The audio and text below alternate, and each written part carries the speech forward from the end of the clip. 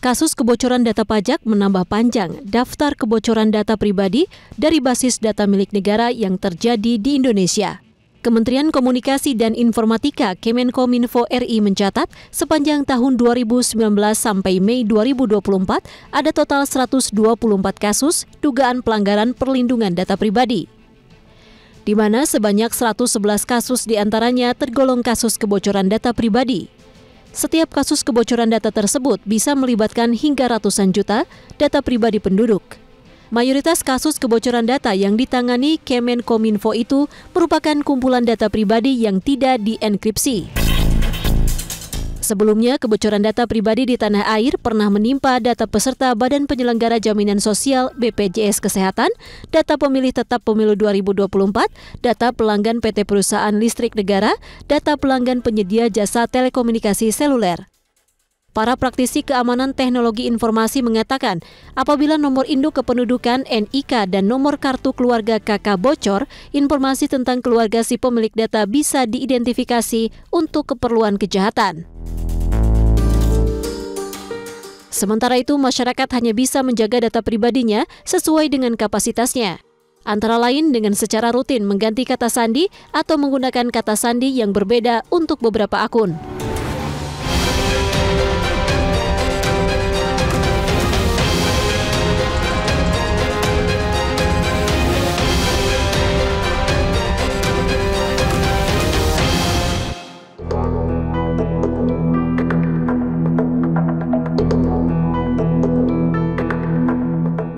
Pemirsa, kasus kebocoran data pribadi kian marak terjadi dan yang paling terbaru adalah tentang kebocoran data NPWP dan juga pajak. Lantas apa yang perlu kita lakukan untuk bisa lebih berhati-hati? Simak perbincangan saya bersama dengan Cisreng.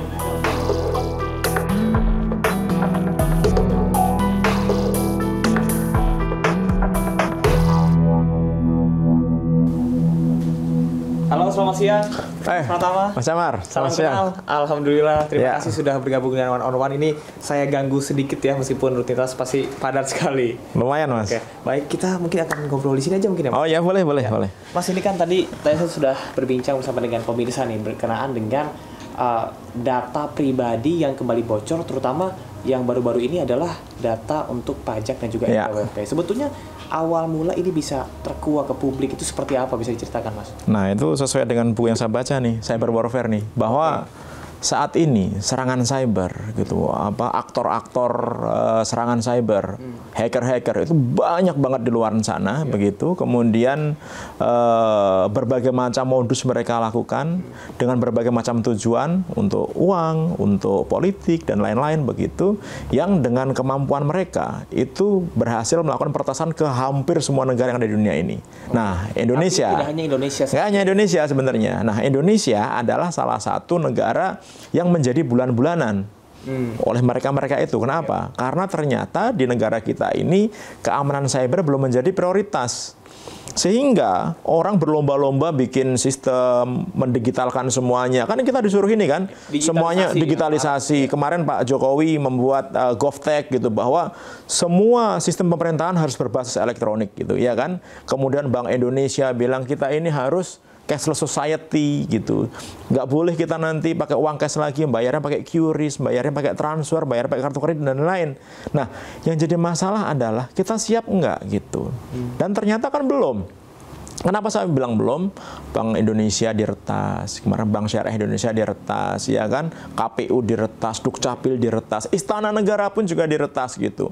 Yang terakhir baru-baru ini yang dibantah adalah data dari Ditjen Pajak.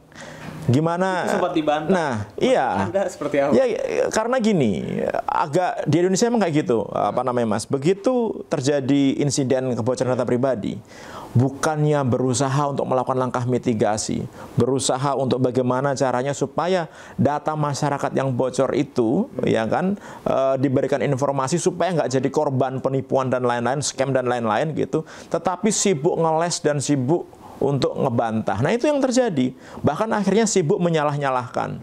Padahal kalau kita lihat, data yang sedetail itu ya, ada NIK, ada NPWP, ada nama, tanggal lahir, alamat email, alamat rumah, dan lain lengkap gitu. Termasuk juga di mana terdaftar di kantor pajak. Itu nggak ada di Indonesia ini yang punya data itu selain Dirjen Pajak. Udahlah. Dirjen Pajak, lantas data kita siapa? Nah iya, begitu. akan lebih aneh kalau misalkan Dirjen Pajak itu mendenied bahwa itu bukan dari datanya mereka.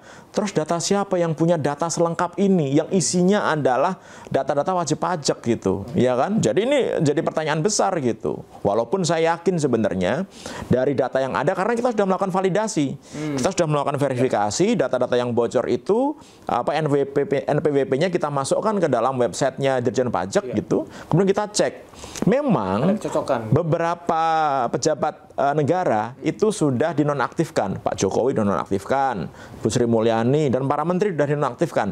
Tapi yang lain orang biasa, termasuk Gibran dan Kaisang masih valid gitu. Artinya apa? Ini data yang benar-benar valid gitu. Nah, kenapa kok si Pertas itu memberikan sampel ada 10.015 sampel gitu? Kenapa memberikan sampel? Supaya calon pembelinya itu bisa melakukan verifikasi dan dia percaya bahwa datanya valid dan dia mau beli gitu. Kan dijual cuma 10.000 US dollar gitu, sebagai pancingan gitu. Jadi kalau dibilang bahwa data itu nggak valid, bohong, dia nggak valid yang sebelah mananya gitu. Itu nggak validnya karena Anda sudah menonaktifkan nomor NPWP-nya Pak Presiden gitu. Mas Tama, ini menarik, artinya digitalisasi di Indonesia tidak dibarengi dengan security yang ada juga begitu. Betul. Sehingga ini adanya dampak-dampak negatif yang akan ditimbulkan. Nah, lantas kalau misalnya kita mau tunjuk hidung nih, sebenarnya yang salah siapa sih?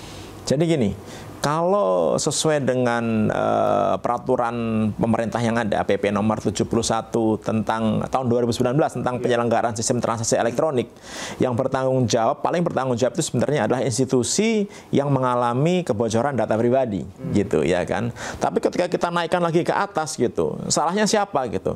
Ya salahnya adalah kepada orang-orang yang mereka tidak memiliki security awareness. Mereka mampu beli sistem yang mahal, enterprise, hebat, tapi tidak dilengkapi dengan keamanan yang cukup.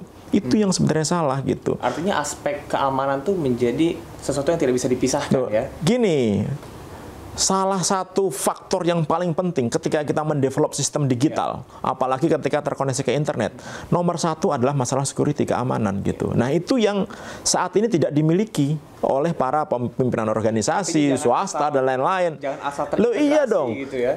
Gini, saya dulu pernah menjadi ketua tim IT KPU tahun 2014 dari Lembaga Sandi Negara. Saat itu kita handshaking mau mengamankan KPU gitu, karena saat itu KPU benar-benar mau membuat sistemnya digital gitu, ya kan? Nah, itu setelah kita handshaking dalam waktu 36 menit gitu, itu bisa kita take over semua sistem yang ada di KPU. Padahal saat itu anggarannya sangat besar sekali. Artinya apa? Artinya di Indonesia ini terbiasa orang maunya digitalisasi, membeli peralatan yang mahal, enterprise hebat, tapi lupa masalah security-nya. Percuma gitu. Akhirnya apa? Jadi bulan-bulanan kita, ya kan? Tadi sudah sebutkan, begitu banyak lembaga-lembaga yang diretas, yang datanya bocor dan lain-lain begitu, yang sampai saat ini nggak jadi pelajaran. Kemarin ingat nggak ketika ada Pusat Data Nasional kita diretas? Ada 282 kementerian lembaga termasuk juga pemerintah daerah yang akhirnya apa? Datanya rusak total sampai sekarang gitu, nggak bisa dipakai. Nah, gara-gara apa? Yaitu masalah awareness-nya. Apakah PDN itu nggak ada sistem keamanannya? Ada, tapi ternyata tidak dimaksimalkan. Apakah tidak ada sistem backup-nya? Ada, tapi ternyata tidak dikelola dengan baik, tidak dibuat SOP tata kelola yang baik sehingga backup yang harusnya otomatis dibikin semuanya manual. Apakah tidak punya sistem sensor? Punya, tapi ternyata tidak di maintenance. Apakah tidak punya sistem deteksi malware? Punya, tapi ternyata nggak jalan. Ini yang jadi masalah, ya kan? Mas Tama, Anda sampaikan bahwa tadi ini tidak hanya terjadi di Indonesia, tapi juga di negara-negara lain. Ada nggak negara yang mungkin bisa kita jadikan sebagai acuan ataupun contoh bagaimana keamanan siber itu bisa dikelola dengan baik? Ya, gini, ada satu negara cukup menarik dan selalu menjadi perbincangan orang seluruh dunia. Ada negara namanya Estonia. Estonia itu tahun 2007 ketika dia memindahkan patung Stalin dari satu tempat ke tempat yang lain. Itu membuat ada satu negara nggak suka sama dia gitu, Rusia gitu. Begitu dipindahkan, apa yang terjadi? Estonia saat itu mirip seperti Indonesia. Semuanya sudah digital. Banknya digital, sistem lalu lintasnya digital, layanan pemerintahnya digital, utilities PLN-nya semua dikontrol oleh digital. Mirip dengan Indonesia. Apa yang terjadi? Dihack habis-habisan. Negara ini hancur lebur berantakan. Gitu. Kenapa? Banknya itu semuanya mati total. Orang punya duit di bank, nggak bisa ngambil duitnya.